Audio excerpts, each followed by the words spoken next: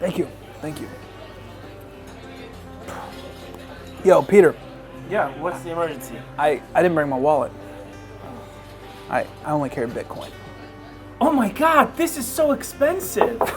I know, right? Imagine what it would be like without taxes. So tell me about taxes on the beer. I mean, how much of this beer is taxes? Yeah, so let me give you an idea of how much of the price of this beer is actually paying for the taxes that are associated with it.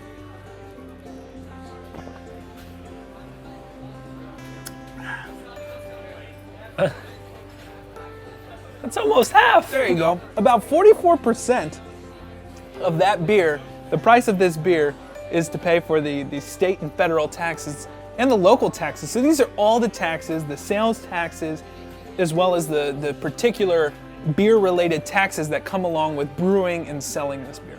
So every time I buy a beer and I'm enjoying this beer, the government gets drunk on like 44% of my beer. If we were to be honest with ourselves, it'd probably look a little more like this.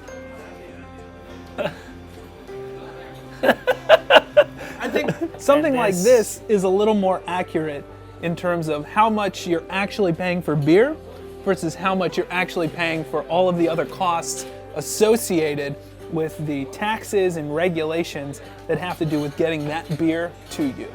One thing I can tell you is that beer is probably one of the most highly regulated industries across the country. That you're looking at someone that's saying, I just want to make you a drink.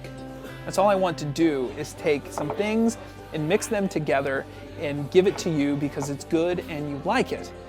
These regulations ultimately, they're like putting lead boots on these craft brewers and these entrepreneurs. And you know, you take a little entrepreneur and drop him in this beer glass, he's got these lead boots on, he sinks to the bottom.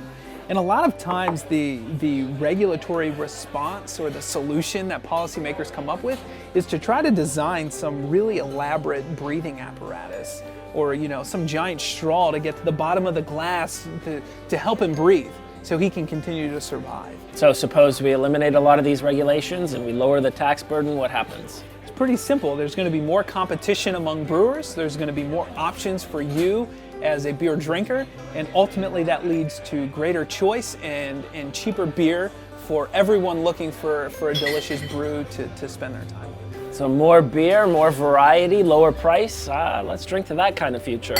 Cheers.